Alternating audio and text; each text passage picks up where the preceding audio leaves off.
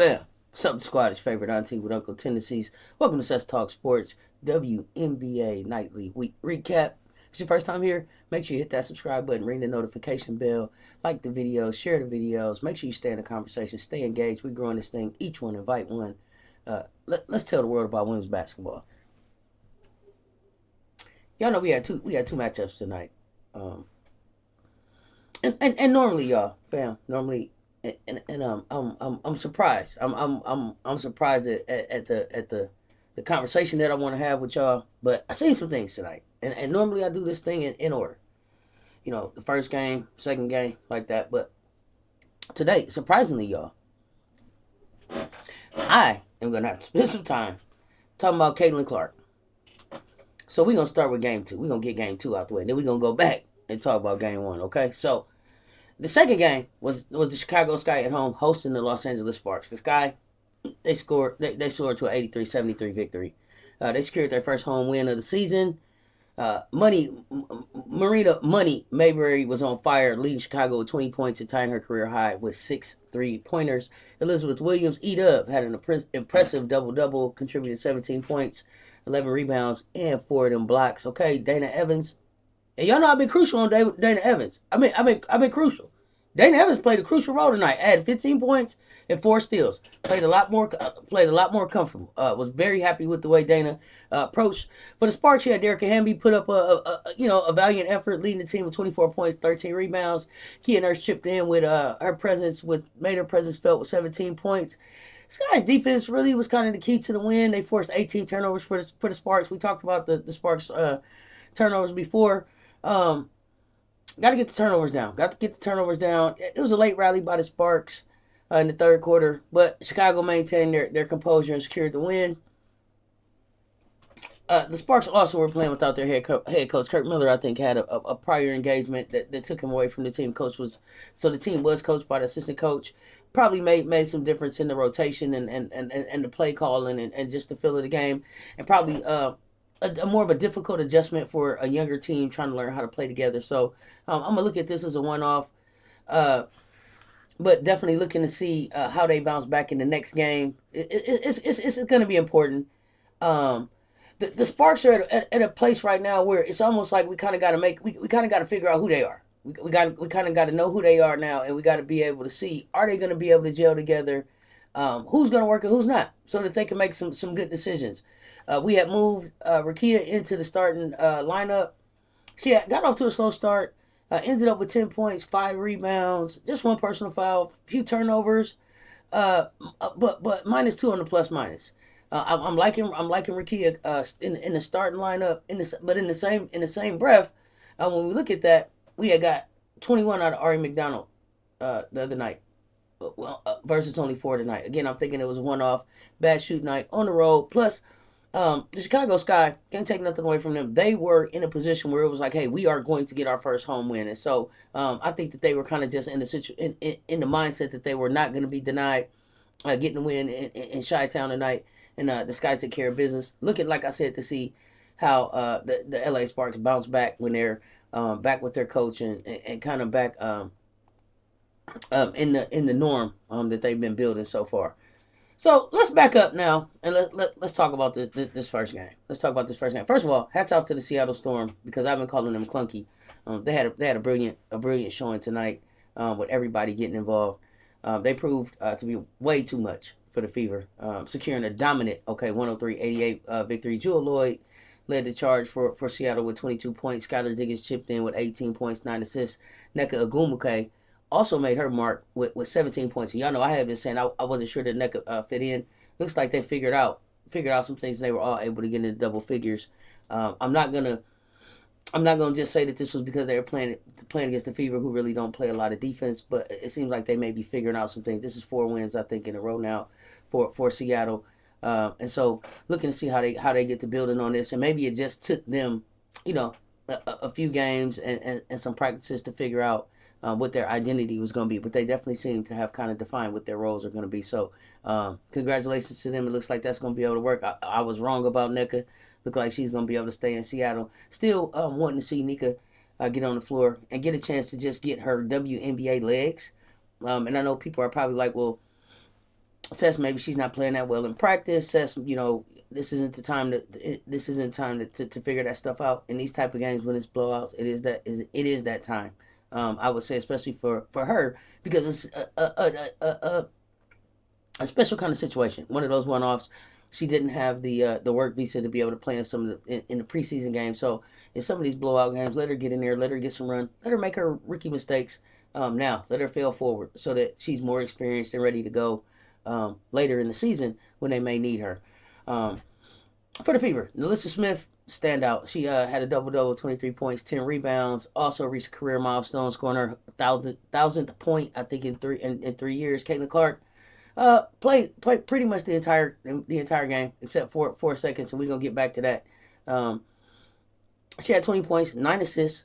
So Caitlin basically was responsible for at least 18 points. I don't know if any of those assists was for 3 pointers, but or if any of those assists was and one plays. Just in general, we'll say 38 points.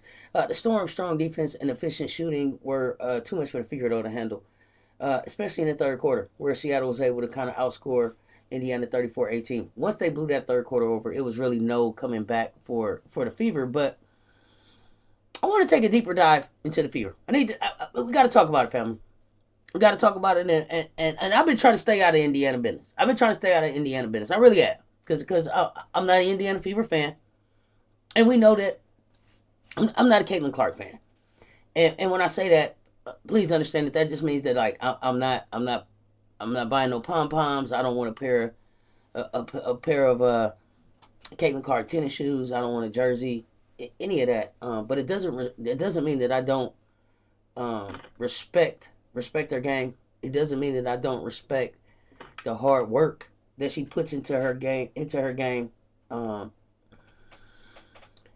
doesn't mean that I don't that I'm looking to see her fail. Not being her fan doesn't mean that I want her to fail. Like, for her to fail would mean that a big piece of the team that brought the eyes to the WNBA this season would be failing, and that would have a negative effect on the league. So not wishing for her failure.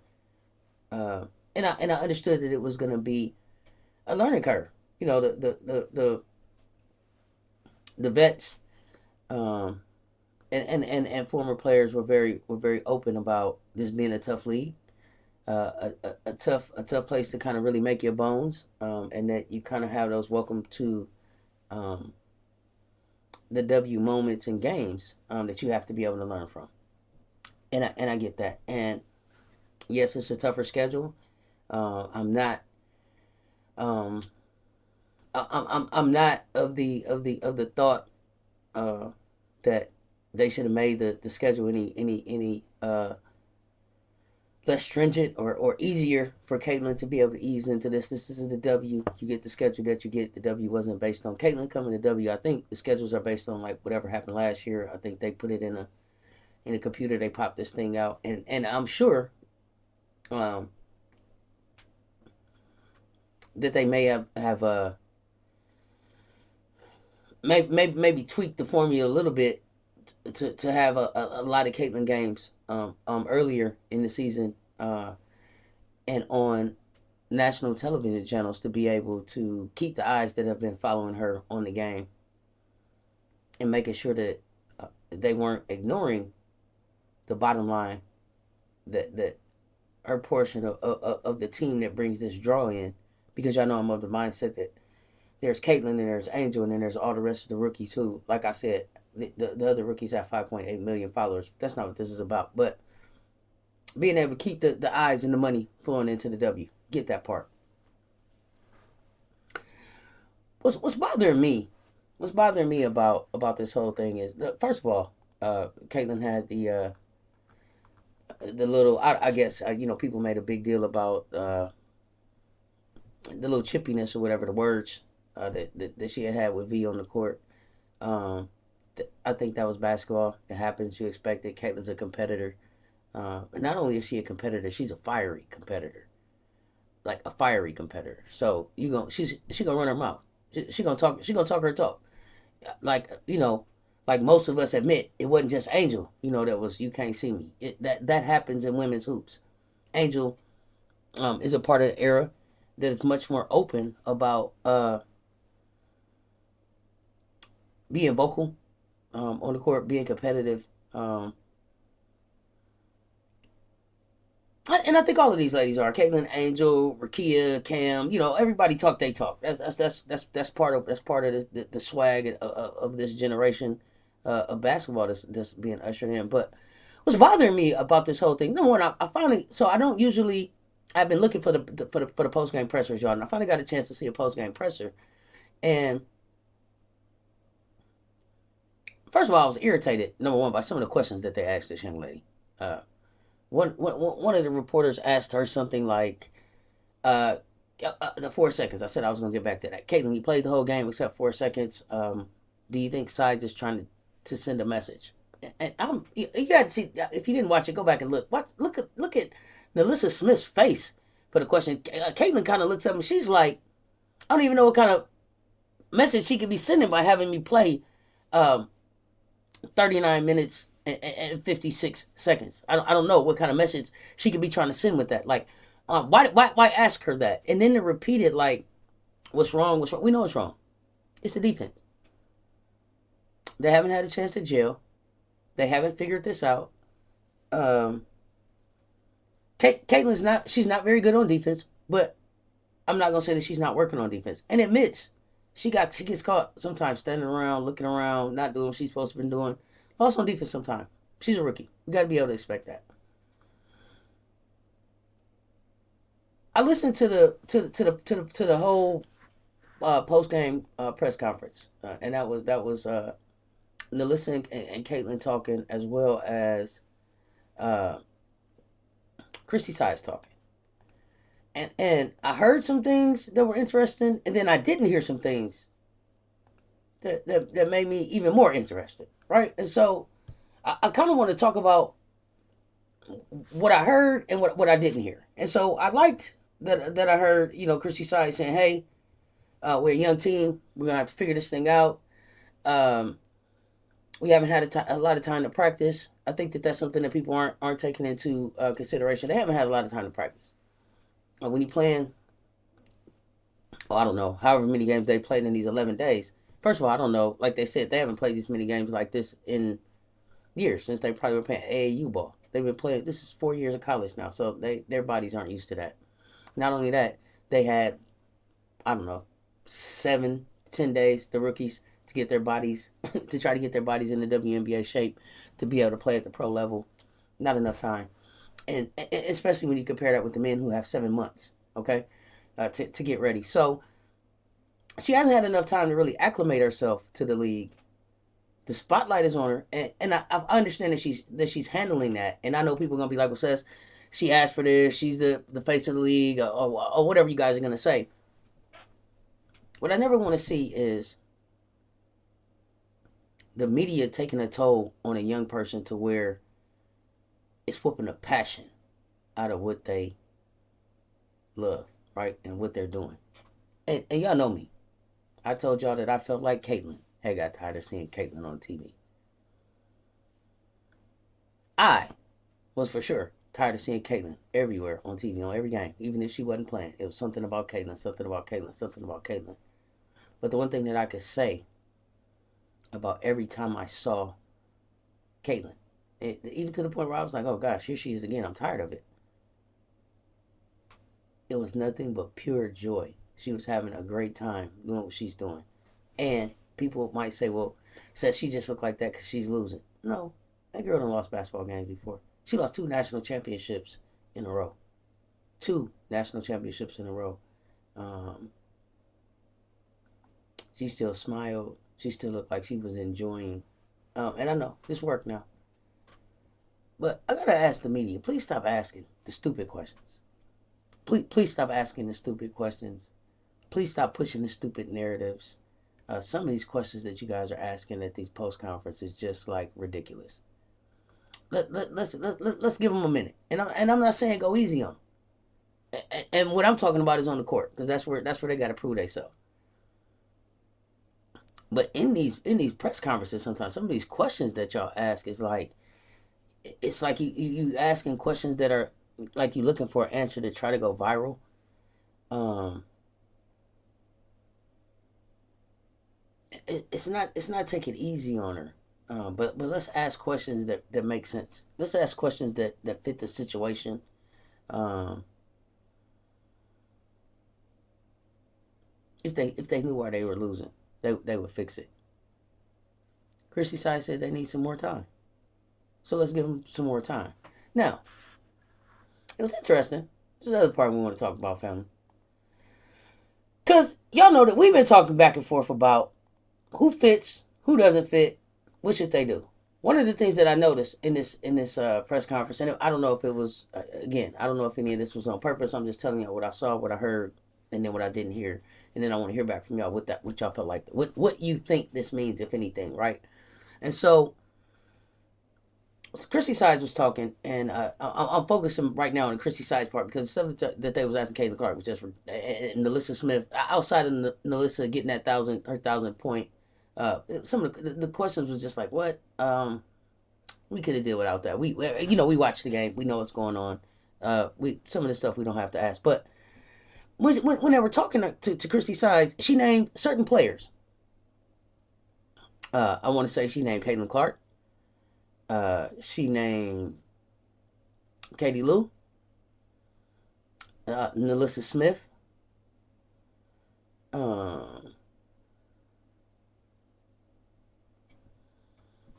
maybe Teamy. No, not Teamy. She didn't mention. I think she did mention Teamy. I think she mentioned Teamy. She didn't mention Grace Berger. She didn't mention Celeste Taylor. She didn't mention Aaliyah Boston. And that caught my attention because she was talking about, we got a great player here in Caitlin Clark, and they were talking about how they were going to be, what they needed to do to start putting this stuff together. And in no part of what it is that they needed to start doing to put this stuff together did she mention Aaliyah Boston, the Rookie of the Year from last year. And I'm okay with Aaliyah not being a part of what it is that they feel like they need to build to be able to be successful in Indiana, because right now the pressure is on them to be successful. And if it's not Aaliyah Boston, please, let's get Aaliyah Boston out of there. And I don't know. Y'all let me know. Maybe it was just Coach was just talking. She wasn't really getting into actual details about what they were going to be doing. Just kind of saying, off the top of her head, what they needed to work on, or who, mentioning players just off the top of her head, or is it significant that? Is it significant the names of the players that she said versus the names of the players that she didn't say? And what can we learn from where the Indiana Fever are headed if Christy Sides is going to be continuing to lead the organization? That was all that I really wanted to say. Like I said, it's not fun to see this lady at these press conferences with her head down. I can't even look up and answer questions. Just, totally looks like she hates her job. Her body language is horrible. She's answering questions like, when your mom used to ask you stuff and it's like, yeah, and do some more. And, like you're just saying everything that you need to say to get through the conversation. That's not who Caitlin Clark is. That's not what brought her fans here. And it's just not a good look for the league. And I don't know how we clean that up or how we clear it up. I know Christy Sides was saying that she felt like they just really needed to get back and have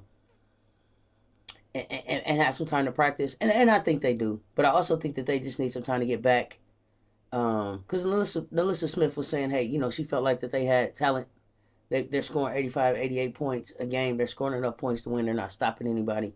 So it is on the defensive end, and there's some work that they're going to have to do. But even more important in all of that, and I know that this the X's and O's of defense and trying, but and practicing what they need to do. But I also think that they need to get some rest, and they need to just get away from basketball as a team for a day or so, and just spend some time building some chemistry, getting to know each other.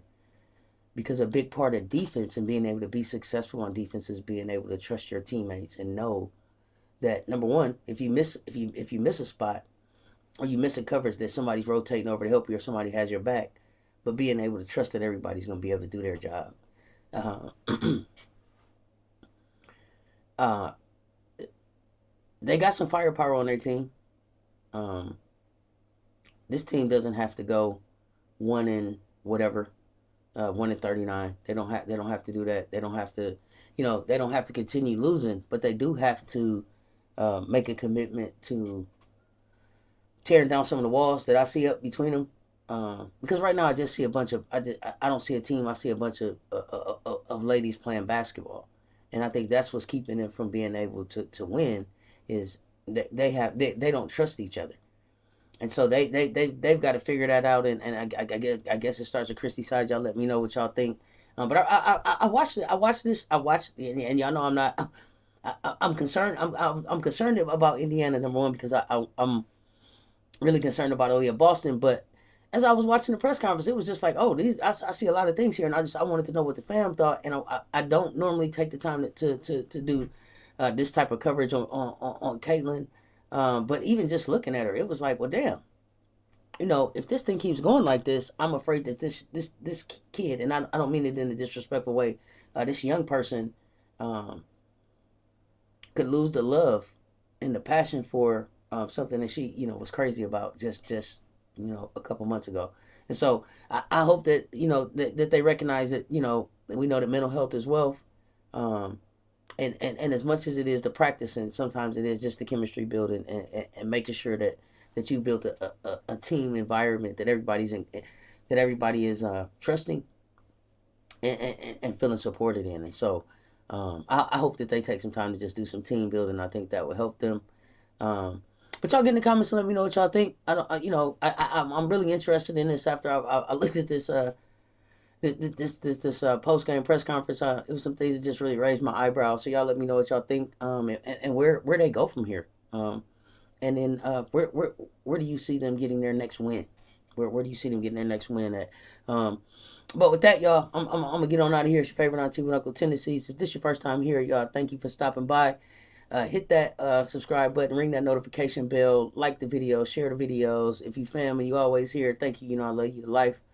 Until next time, stay tuned. Talk soon, y'all. Keep hooping. I'm out.